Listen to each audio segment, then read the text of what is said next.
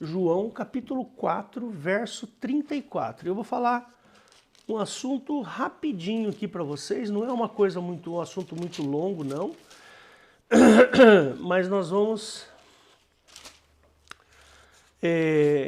vamos aqui fazer uma análise de algumas coisas que Jesus falou, tá certo?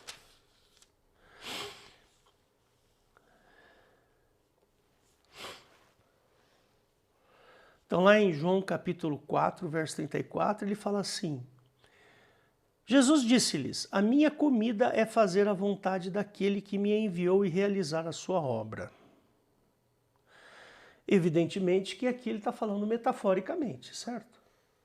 É uma metáfora, tá certo? Aqui, ó, no verso 33, pode ser um pouco lá, 31 em diante, ele fala assim: e entrando os seus discípulos lhes rogaram, dizendo: Rabi, come, ou seja, Jesus. Rabi significa mestre. Jesus, come, ou seja, eles tinham preparado, trazido comida. Aí ele, porém, lhes disse: uma comida tenho para comer que vós não conheceis. Então os discípulos diziam uns aos outros: trouxe-lhe, porventura, alguém algo de comer? Aí Jesus fala: minha comida é fazer a vontade daquele que me enviou e realizar a sua obra. Então eu quero falar exatamente sobre isso, sobre comida, sobre rango. Jesus aqui ele está usando uma metáfora interessante. Por quê? Porque ele queria atingir os seus discípulos e ensinar, né? Ensinar algo muito importante, né? Então, qual é a importância que a comida tem na cultura das pessoas, né? Então eu começo aqui com uma pergunta interessante. Quem não gosta de uma boa refeição, né? Quem não gosta de uma feijoada nessa época de inverno? Quantas feijoadas nós já fizemos aqui na igreja, né? Várias feijoadas, foi sempre muito bom. Quem não gosta de um estrogonofe, ou então, nessas noites de inverno, uma sopa bem quentinha, não é? Todo mundo gosta, né? Todo mundo quer uma boa refeição. Por mais simples que seja esta refeição, né? Nós queremos comer. Né? Na hora que chega a fome, nós queremos comer. E comer é uma necessidade humana para nós sobrevivermos. E essa necessidade humana acabou se tornando um fato cultural. Então, cada lugar no mundo tem o seu, vamos dizer assim, a sua cultura, o seu jeito de comer. Então, por exemplo, eu lembro do pastor Assis, um amigo nosso, uma vez. Eu fui com ele no shopping, eu vi um restaurante, um fast food japonês assim, eu falei: Assis, vamos comer uma comida japonesa ali? Ele falou: tá louco? Eu não como esse negócio de jeito nenhum. Eu falei assim: então você não sabe o que é bom, meu irmão. Aí eu fui lá, comprei um sashimi e fiz lá o preparado, a maneira correta de se comer o sashimi. Quando ele comeu aquilo, ele falou assim: Hélio, eu não podia imaginar que esse negócio fosse tão gostoso. Não é? É tão interessante porque cada país, cada região no mundo tem um jeito diferente de comer. Eu lembro do Ricardo Matucci. O Ricardo Matucci é descendente de libanês, árabe, sei lá o que, né? E ele era um cozinheiro profissional, ele era chefe de cozinha profissional. Aí eu perguntei: mas Matucci, qual é o prazer de se comer um olho de cabra, por exemplo? Porque lá em algumas regiões dos países árabes, eles comem a cabra, eles gostam de comer o olho da cabra. E você imagina você comendo um olho de cabra, dá para você imaginar isso? Não, né? Está fora da nossa cultura, está fora do nosso jeito de ser. Assim como, se você for dar uma passeadinha numa daquelas feiras livres que tem na China, Você vai encontrar todo tipo de comida estranha e esquisita lá. Você vai encontrar formiga para comer, você vai encontrar escorpião, até barata. Morcego. Tem que cozinhar bem o morcego, hein? Senão dá coronavírus, hein? Você pode começar uma outra pandemia. Uma outra pandemia, né? Então, e aí vai, por exemplo, vocês já comeram guacamole? Não sei se vocês já ouviram isso. O guacamole é como se fosse uma espécie de uma polenta, alguma coisa de milho.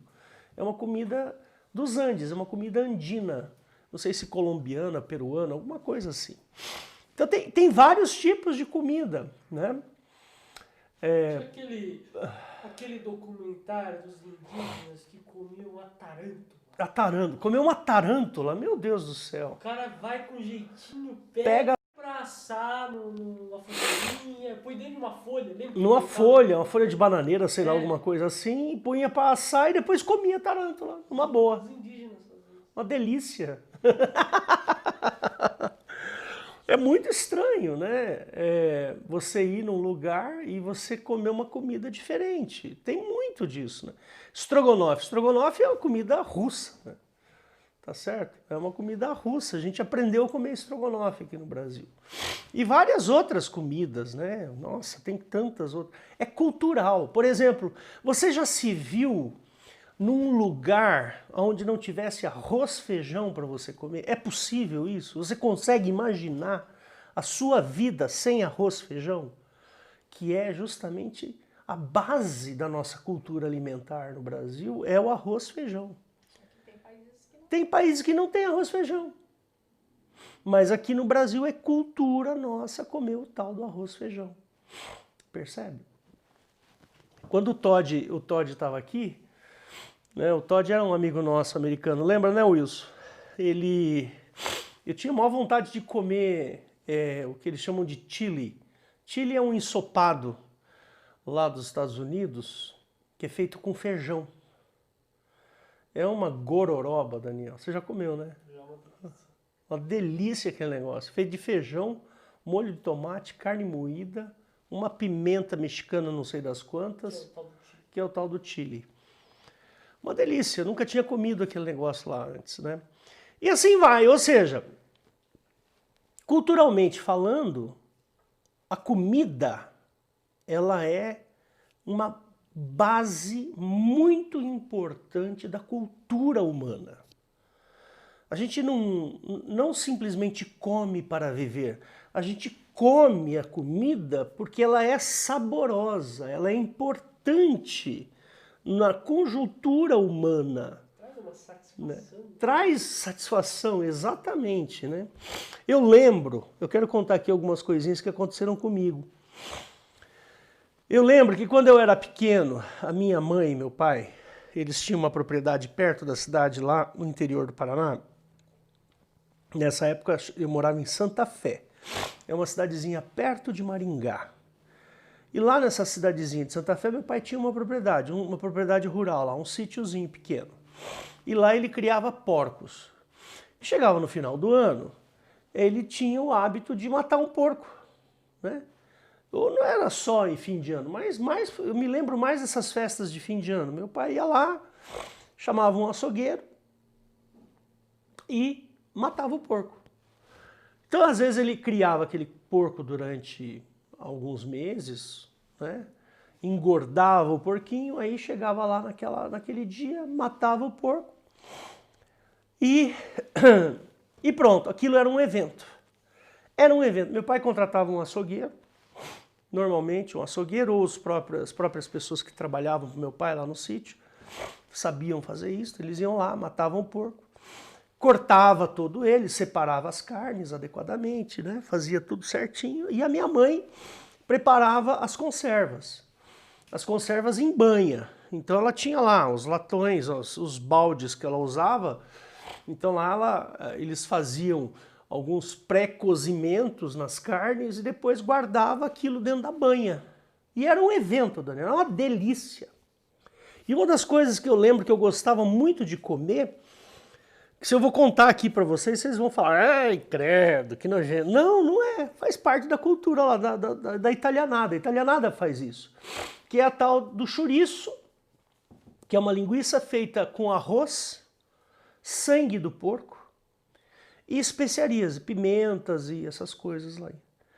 Então se faz lá o enchimento, é como se fosse uma linguiça feita de sangue de porco, que é uma delícia. Outra coisa que vocês vão achar estranho, a gente Judeu não pode nem não ouvir pode nem sangue. ouvir falar isso, exatamente, porque culturalmente está errado. Né?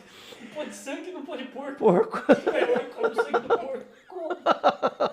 É o combo. Perfeito. Uma outra coisa que a gente gostava muito de comer era miolo de porco. Você sabe o que é o miolo do porco? É o cérebro dele. Minha mãe fazia lá um preparado, fazia aquele preparado de miolo e a gente comia, aquilo era uma delícia. O Valdo aí deve saber muito bem, né, Valdo, como é que é. Se quiser contribuir, Valdo, manda brasa, pode contribuir aí. E tinha outras coisas muito boas, né, que minha mãe fazia. A minha mãe preparava as conservas, né? Então preparava a linguiça. Então a linguiça que a minha mãe preparava, quem ficava lá na manivela no moedor de carne, porque não tinha moedor de carne elétrico, era na munheca ali. Era o velhinho que ficava lá, né? Aí ia depois fazia com as duas mãos, depois fazia com uma mão só, depois descansava e chamava um outro filho, vinha, fazia. E a minha mãe ia enchendo linguiça, enchendo linguiça, enchendo linguiça. E aquele negócio não acabava nunca, Daniel. Era impressionante. E era uma delícia, né? Era muito cansativo, mas era um evento. Ela preparava várias coisas gostosas. Ela preparava o torresmo, suã. Vocês já comeram suã de porco? Uma delícia, suã de porco. É uma parte que fica bem em cima na espinha do porco, assim, sabe? É o suã do porco. Cadê? Onde eu me perdi aqui? O suã, a costelinha do porco, o chouriço, o miolo, e assim ia. E tudo regado a vinho. Era muito comum as pessoas beberem vinho naquela época. E o meu tio fazia um vinho que parecia um vinagre. Era horrível o vinho do meu tio. Mas era costume. Fazia-se isso. Era hábito.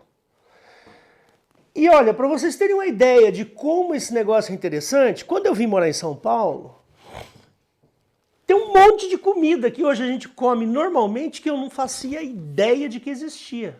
Por exemplo, cachorro-quente. Até eu vim para São Paulo, eu nunca tinha comido cachorro-quente antes. Pizza, nunca tinha comido pizza. Eu vim comer pizza aqui em São Paulo. Era diferente, lá na década de 60, no começo da década de 70, não tinha pizzaria delivery, sabe?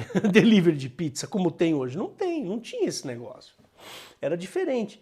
Eu vim comer pizza aqui em São Paulo, primeira vez que eu vim comer pizza aqui. Por exemplo, cachorro-quente, nunca tinha comido, né? E a gente percebe que aqui em São Paulo, como congrega-se muitas culturas, muitas pessoas de diversos cantos do mundo, então a gente tem diversos tipos de comida.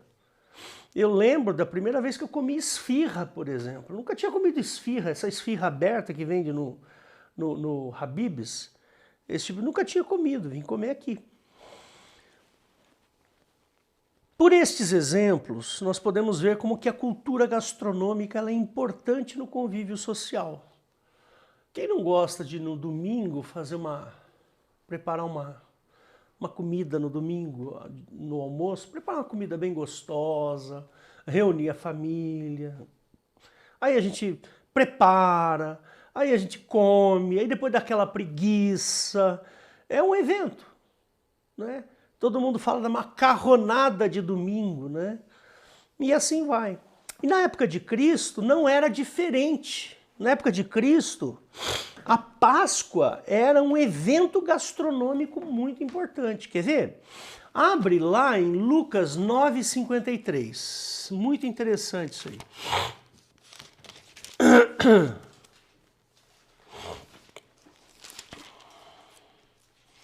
Lucas 9:53.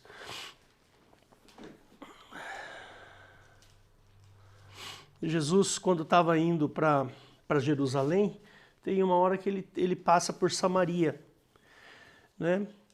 E aí lá no verso 53, ó, os samaritanos, né, não o receberam, porque o seu aspecto era como de quem ia a Jerusalém.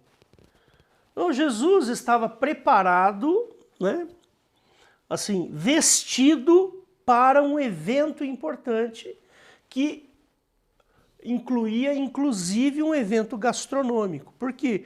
Porque na Páscoa, na época de Cristo, comia-se um cordeiro preparado de uma maneira especial.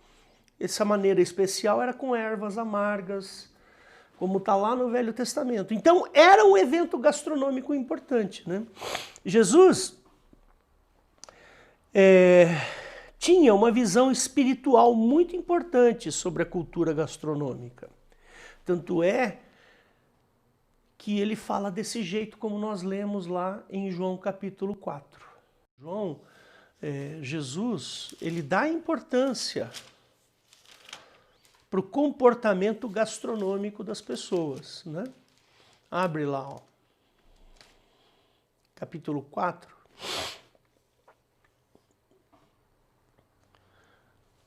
No verso 31, ó. E entrando os seus discípulos, rogaram, dizendo: Rabi, come. Come, Jesus. E Jesus sabia dessa importância gastronômica. Nesse momento, Jesus precisou dar uma lição para eles. Jesus precisou falar alguma coisa a respeito da cultura gastronômica. Ele falou, Jesus estava dizendo assim, as seguintes palavras, né? Ele falou assim, olha, a comida que eu estou habituado a comer não é essa que vocês comem. A comida que eu como é outra. E essa comida que eu como, ela é muito diferente. Ou seja, Jesus estava apontando para a questão cultural deles. Né? Ele fala lá no 34, a minha comida não é carne, pão, lasanha, pizza. Não, a minha comida é fazer a vontade daquele que me enviou e realizar a sua obra. Ou seja, Jesus estava dando novamente uma lição de que a vida espiritual do sujeito ela é mais importante do que qualquer cultura que essa pessoa tenha. Não importa onde você tenha sido criado, não importa qual é a cultura que você teve, se a sua mãe matava porco no final do ano ou não, se você tem o hábito de, em determinado dia do ano, comer determinado tipo de comida, porque é costume do seu povo, da sua etnia, percebe? Jesus estava tocando num assunto importante, não só a questão gastronômica, mas também a questão cultural. Jesus estava falando assim, vocês têm que mudar o jeito de vocês escolherem as coisas de Deus. Jesus estava falando assim, olha, presta atenção, porque essa escolha espiritual que vocês têm para fazer vai mudar tudo na vida de vocês. Isso é importante. Jesus ele estava dando uma lição e dizendo assim, mais importante do que a cultura gastronômica é você fazer a vontade de Deus. E Jesus estava fazendo essa comparação, gastronomia com vontade de Deus. Dá para imaginar isso? Jesus devia ser meio, né? Os parafusos meio soltos, porque os caras olhando de fora assim, esse cara tá louco, no mínimo. Mas o que Jesus estava falando? Ele estava falando assim, olha, o que define você, Daniel, em termos gastronômicos, é aquilo que você come. Então, o que definir a sua vida espiritual? Então começa a se alimentar espiritualmente das coisas de Deus, porque isso que você come espiritualmente é exatamente o que vai te definir. Entendeu? Deu para entender? Se você quer fazer uma boa escolha espiritual para a sua vida, então comece fazendo a vontade de Deus. Por quê? Porque a partir do momento que você opta por fazer a vontade de Deus, o que vai acontecer? vai definir a sua estrutura espiritual, a sua vida cultural de maneira espiritual. Veja que interessante a inversão de valores que Jesus propaga nessa ideia. Jesus põe mais importância na condição espiritual do que na cultura gastronômica. E há um elemento muito interessante aí. Fazer a vontade do Pai é mais importante do que fazer a vontade do ventre. O que está acontecendo aqui? É o meu, Daniel, que está fazendo? Não, eu acho que é o Hangouts. É o Hangouts, né? Não é aqui. Tá bom, então deixa. Vocês querem ver como é importante essa questão da vontade de Deus ser o nosso alimento? E vai parecer um pouco estranho para vocês, mas vocês já vão entender o que eu quero dizer. Você já ficou nervoso porque não tinha comida para você comer? Já aconteceu isso? Você já ficou meio despirocado na cabeça assim?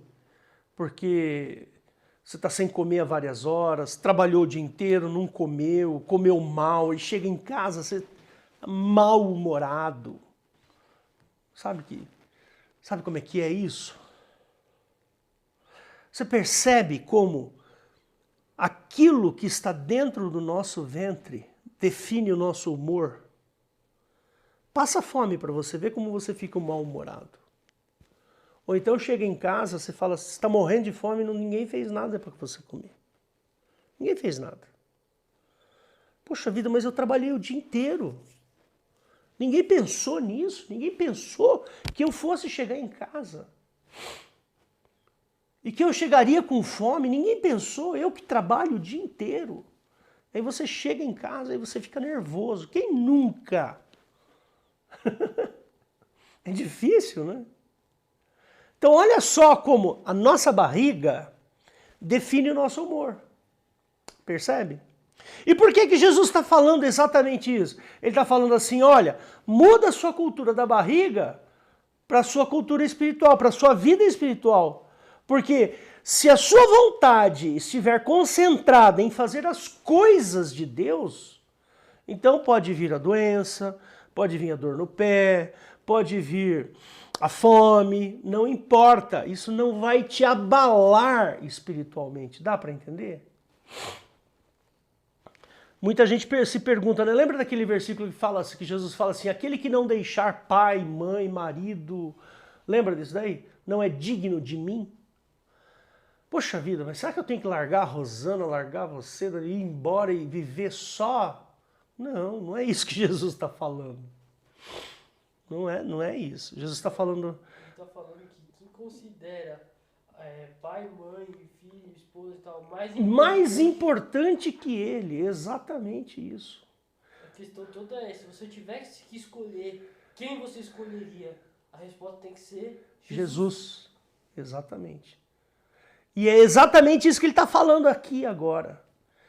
Se você tivesse que escolher a comida ou Jesus, o que você escolheria? Jesus. Nós estamos preparados para fazer essa escolha? Você está preparado para fazer essa escolha? É difícil a gente observar isso aí.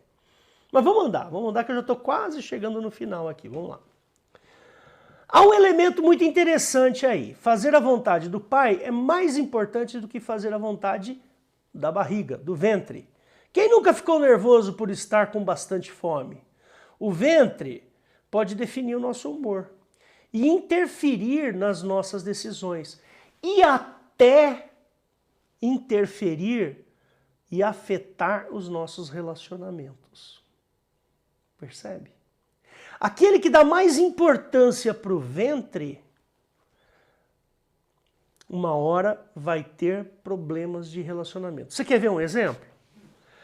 Se o sexo para você for uma coisa mais importante do que tudo, vai chegar uma hora na sua vida que você vai largar a sua esposa, que já está velha, por uma mulher mais jovem. Pronto, está aí um exemplo. O seu ventre falou mais alto na sua vida e afetou o seu relacionamento. Você sabe por que uma grande parte dos negócios são feitos em mesas de jantar e de almoços? Você sabe por quê? Você sabe por que que alguém, quando vai fechar um negócio, vamos fechar esse negócio num restaurante? Depois de você ter comido uma boa comida, e aí você fecha o negócio. Por quê? Porque ninguém quer fechar negócio com a barriga vazia, porque a barriga vazia afeta diretamente o teu poder de decisão, de avaliação. Você não consegue avaliar quando a sua barriga está doendo de fome. É interessante isso. O que vocês acham? Não é interessante? É difícil da gente. E Jesus põe o foco na vontade de Deus. Jesus subjugou o seu corpo ao ponto de que o ventre dele não interferia mais no relacionamento dele com Deus. Tanto é que Jesus era um homem...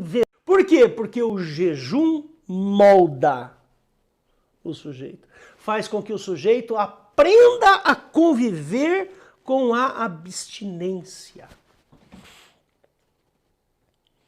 Então você não vai ser mais moldado pelo seu ventre. Então o dia que você achar que o seu ventre está mandando em você, faz um jejum. Simples. Aprenda a conviver com a sua barriga vazia.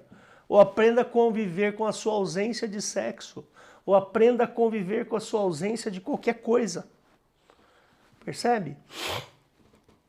É isso que significa jejum. Esse é o objetivo do jejum.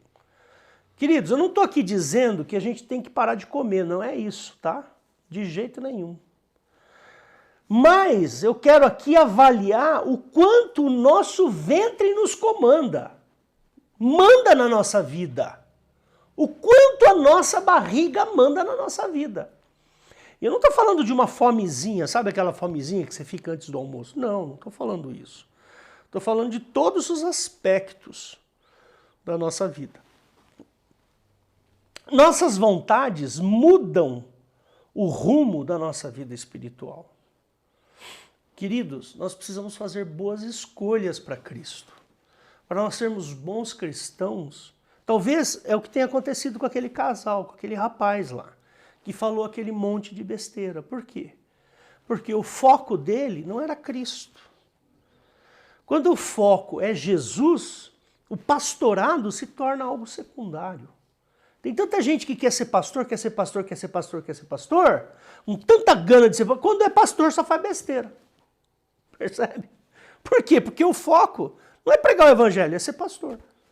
Percebe? Essa é a diferença. É isso que acontece. O sujeito quer tanto ser diácono, tanto, que o dia que ele é diácono ele só vai fazer besteira. Por quê? Porque o objetivo não é ajudar na igreja. O objetivo é ser... sou bonitão da igreja, tá, não sei o que, entendeu? Essa é a questão. O irmão fulano, irmão não. Pastor. Não, pastor não, é bispo. Como se fosse uma hierarquia. Como se fosse uma coisa assim... Pastor, como se o pastor fosse um... Não é? Um cargo de renome, como se fosse um presidente de república.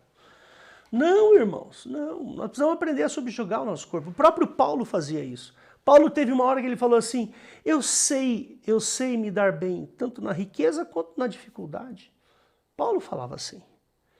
Onde que está isso daí, Daniel? Filipenses, capítulo Abre lá. 4, versículo 10. Abre lá, Filipenses, capítulo 4. Você lembra onde está? 10 ou 12? É isso aí, verso 12. Olha que interessante que ele fala aqui, ó. Abriu aí? Sim. Filipenses 4, 12. Estou esperando aqui o povo. Ele fala assim, ó. Sei estar abatido, sei também ter abundância. Em toda a maneira e em todas as coisas estou instruído, tanto a ter fartura como a ter fome, tanto a ter abundância como padecer nas necessidades. Padecer necessidade. O que Paulo está dizendo aqui? Sei, porque o verbo aqui é sei, né? Sei.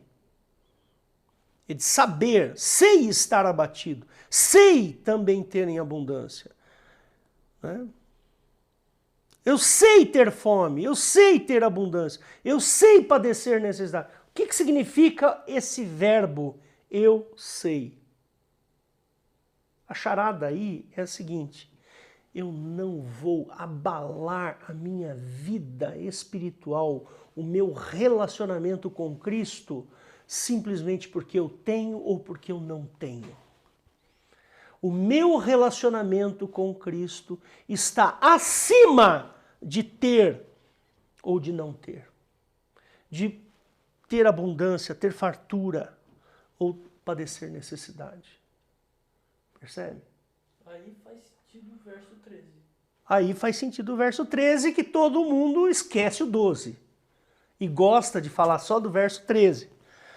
Posso todas as coisas em Cristo que me fortalece. Faço todas as coisas naquele que me fortalece. Então, o que significa isso? Isso significa que eu posso tudo. Não. Não, não é isso. Leia o verso 12 antes. Nossa, dá bem interessante.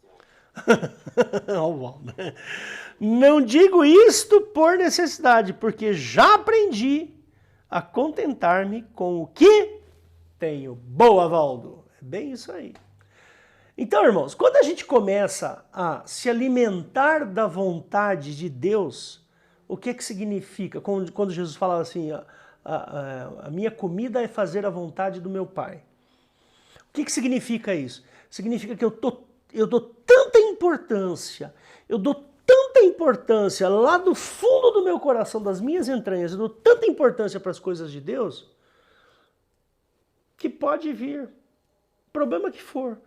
Pode vir a fome. Eu vou enumerar as coisas que podem vir e não deve se te abalar. Não deve abalar o bom cristão. Pode vir a fome, a pobreza, a doença, a morte. Pode vir tudo isso. Tem gente que é tão dependente do cônjuge, por exemplo, que se o cônjuge morre, ele esquece o cristianismo. Percebe? Não, o Senhor Jesus tem que estar acima de todas essas coisas, irmãos. Nós temos que trabalhar aqui, na nossa mente, para que possamos controlar o nosso corpo. Então fica aqui, para encerrar, irmãos, algumas dicas para a gente poder refletir.